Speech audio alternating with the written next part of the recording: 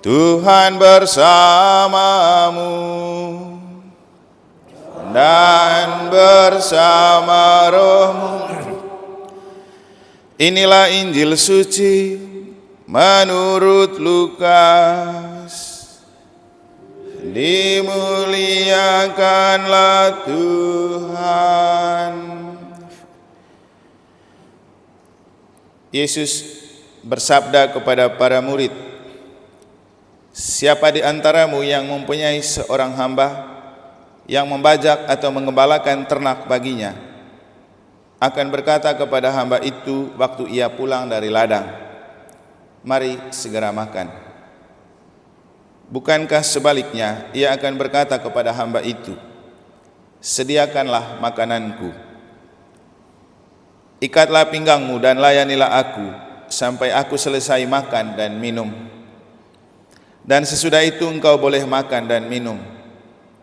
Adakah ia berterima kasih kepada hamba itu? Karena ia telah melakukan apa yang ditugaskan kepadanya. Demikianlah juga kalian. Apabila kalian telah melakukan segala sesuatu yang ditugaskan kepadamu, hendaklah kalian berkata, kami ini hamba-hamba tak berguna. Kami hanya melakukan apa yang harus kami lakukan.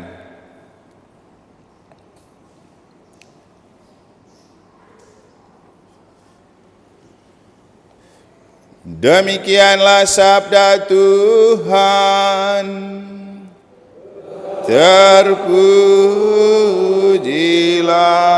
Kristus.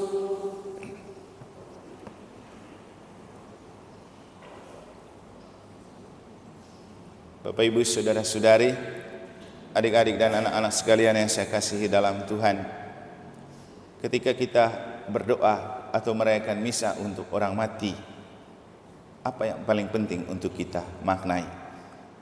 Yang pasti ketika kita berdoa untuk orang meninggal, pertama doa kita tujukan untuk keselamatan jiwa mereka. Tapi di sisi yang lain, peristiwa itu adalah kesempatan terbaik untuk merefleksikan kembali hidup kita, bahwa kita semua pasti akan mati. Maka setiap kali kita merayakan peristiwa kematian, kita perlu kembali ke dalam diri untuk bertanya, nanti kalau hal ini terjadi pada saya, apakah saya sudah siap? Maka kepada orang-orang yang ikut Weekend MA itu selalu diingatkan memutar dan memaknai lagu If Tomorrow Never Comes. Kalau saja hari esok itu tidak ada, kita mau apa dengan hidup, dengan pasangan? Sudahkah kita mencintai dengan tulus? Sudahkah kita menghargai dan berterima kasih kepada pasangan sebelum kita benar-benar menghembuskan nafas?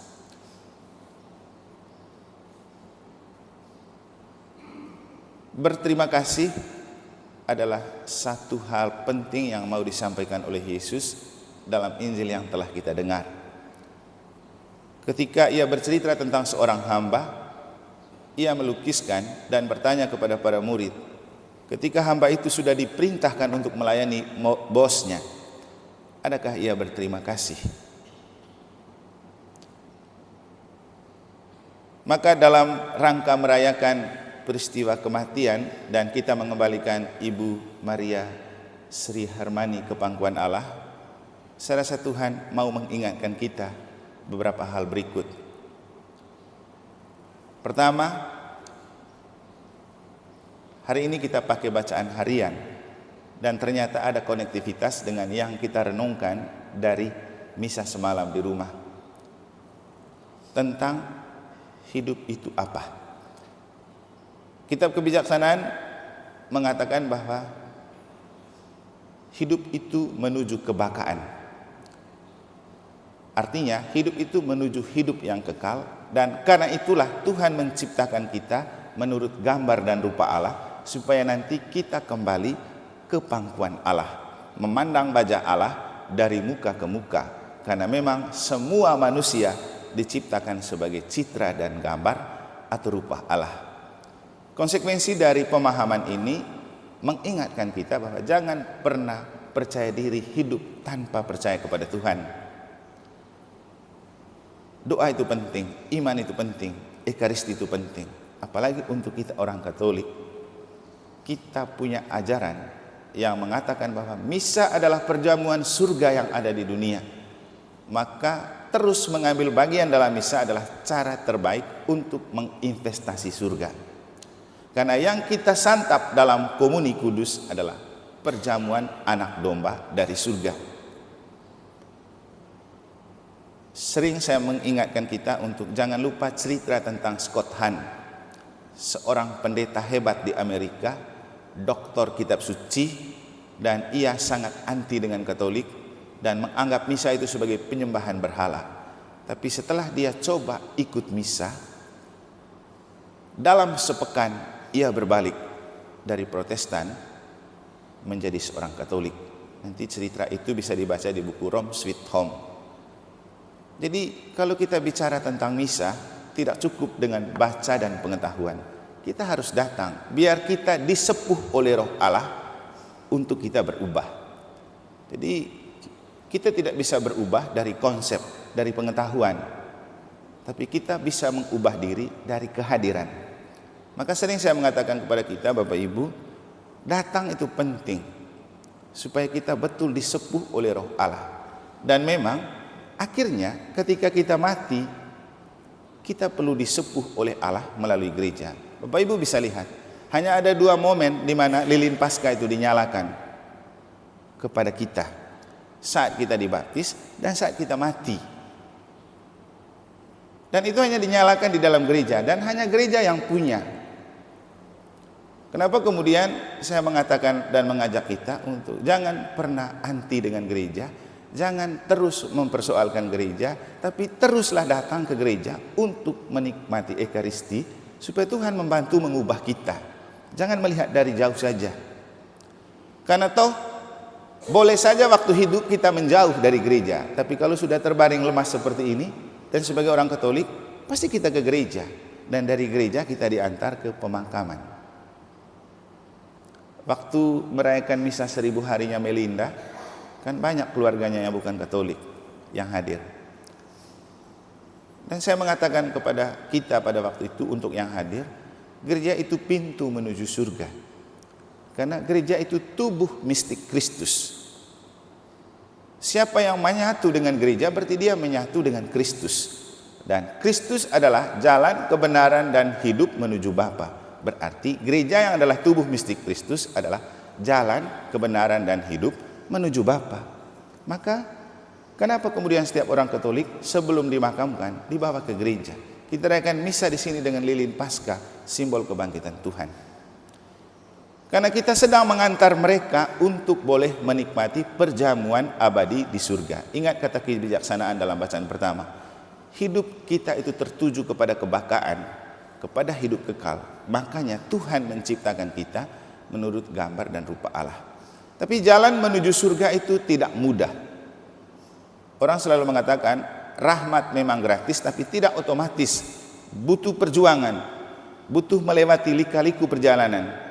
Dan seperti yang saya katakan di rumah semalam, kita pasti melewati api penyucian.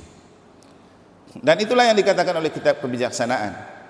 Kita akan melewati api penyucian. Di situ kita disaring, kita menderita sebentar di situ untuk disucikan. Nah, Bapak Ibu, api penyucian kan pengadilan terakhir. Apa saja yang diadili di sana? Nah, disitulah saat seluruh track rekor kehidupan kita dibuka kembali. Kan Tuhan punya kitab untuk mencatat rekam jejak hidup kita. Disitulah Tuhan membuka kembali rekam jejak hidup kita. Mengapa Bapak Ibu kemudian saya mengajak kita? Enggak usah hidup sebagai orang Farisi, enggak usah hidup berpura-pura. Mari hidup apa adanya dari hati yang tulus. Jangan jadi Katolik KTP. Jangan jadi Katolik karena punya kepentingan. Jadilah Katolik karena kita selalu mau dekat dengan Tuhan. Kalau jadi Katolik karena kepentingan itu, ketika kepentingan kita tidak diakomodir oleh gereja, kita ngambek dan lari. Loh, bukan untuk itu kita bergereja. Untuk mempersiapkan diri supaya nanti diantar ke hidup kekal. Karena toh akhirnya kita akan diadili di pengadilan terakhir.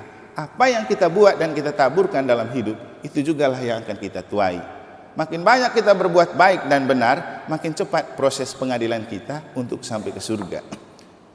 Sebaliknya, makin susah kita berbuat baik, ya makin lama juga kita menderita di api penyucian. Tentu tidak ada orang yang tidak berdosa. Semua kita manusia yang lemah dan rapuh. Tapi Ekaristi adalah saat di mana kita sedikit demi sedikit mendapat pengampunan. Maka jangan pernah alergi untuk ikut misa, karena kita tidak tahu kapan kita akan mati. Terus saja menyatu dengan Kristus dalam misa melalui kegiatan gereja, supaya mau mati kapanpun kita sudah siap.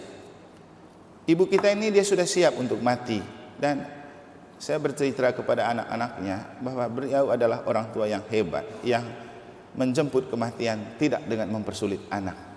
Sakitnya tidak terlalu membuat kita merasa kasihan gitu. Dia tetap segar, cuman pikun-pikun saja.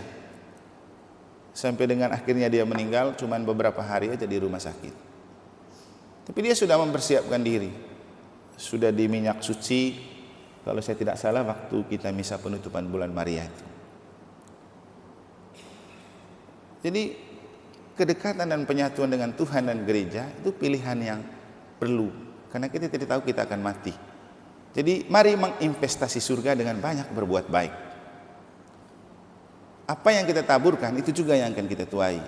Tidak bisa kita mencita-citakan surga tapi dalam hidup kita tidak pernah berbuat baik. Hanya banyak ngomel, bicarain orang, kritik orang, jelek-jelekin orang. Itu yang membuat kita susah nanti. Karena begitu dibuka kitab pengadilan terakhir, yang ada cuma yang negatif-negatif tok. Maka ketika di dunia kita merasa kita paling suci dan kudus dan paling benar, belum tentu di pengadilan terakhir seperti itu. Itu kan cuma anggapan pribadi. Tapi yang pasti orang yang terus menyatu dengan Kristus dan gereja, dia tidak perlu takut akan kematian. Nah, selain menginvestasi surga dengan misa dan menyatukan diri dengan gereja, Bapak Ibu, ada satu hal lain yang disampaikan oleh Yesus dalam Injil. Terus melayani. Jangan pernah berhenti melayani. Seperti yang saya katakan tadi malam di rumah. Ketika kita terus melayani tanpa kita memperhitungkan, Tuhan menghormati dan menghargai kita. Dalam kenyataan, seperti yang saya katakan semalam, kita itu haus untuk dihormati dan dihargai. Hal yang kemudian membuat kita ketika kita melayani orang tidak puji dan tidak berikan ucapan terima kasih, kita ngambek, kita marah, kita ngambul, kita menjauh. Kita tidak melayani. Ngapain Bapak Ibu? Kita melayani bukan untuk dipuji manusia. Juga tidak perlu mencari perhatian dan penghargaan pada manusia. Terus saja melayani karena mata Tuhan tidak pernah tertutup melihat pelayanan kita.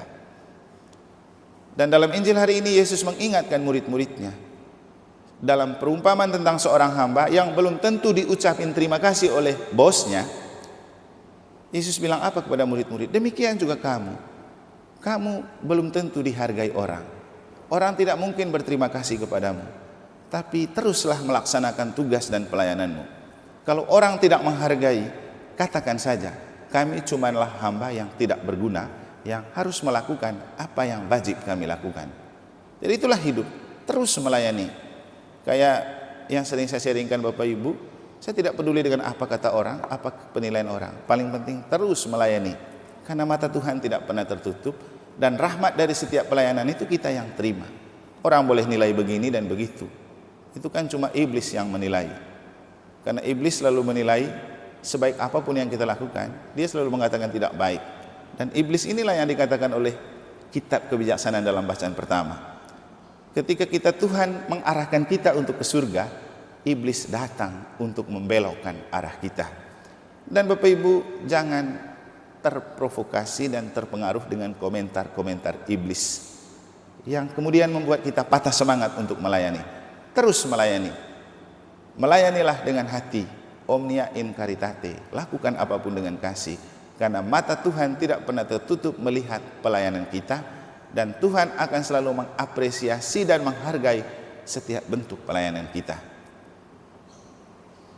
Kita bersyukur dan berterima kasih karena Ibu Maria Sri Harmani telah hidup menjadi seorang pelayan. mungkin tidak hebat-hebat seperti orang-orang lain melayani, tapi dengan dia membuat anaknya sukses, membuat anaknya beriman, membuat anaknya mencintai dan taat kepada gereja. Inilah sebuah bentuk pelayanan terhebat dari orang tua. Dia punya 3 orang anak, dan kita tahu siapa mereka. Mereka adalah pribadi-pribadi yang, ya, siapa tidak tahu Ibu Retno, siapa tidak tahu Mas Andi, siapa tidak tahu Mas Ari. Lihat anak-anak ini. Tidak mungkin mereka menjadi seperti ini kalau mereka tidak punya orang tua yang hebat melayani mereka. Saya sedikit mendengar cerita tentang pengalaman bagaimana ketika mereka hidup dan menghidupkan anaknya. Tapi Bapak Ibu pasti lebih tahu. Paling penting untuk kita adalah tidak perlu punya profesi tinggi, tidak perlu punya level tinggi, tidak perlu punya pendidikan tinggi. Melayanilah dengan hati, karena itu yang mengantar kita kepada surga. Selamat berbahagia di pangkuan Allah untuk Ibu Maria Sri Harmani. Semoga amal baik dan pelayanan yang telah Ibu lakukan untuk anak-anak, untuk orang-orang sekitar, dan untuk gereja membuatmu pantas untuk menikmati sukacita abadi di surga bersama Bapa dan para kudus. Jadilah pendoa untuk anak-anak, cucu, dan keluarga yang ditinggalkan, juga kami semua yang sedang bersiarah di dunia ini. Semoga Tuhan memberkati.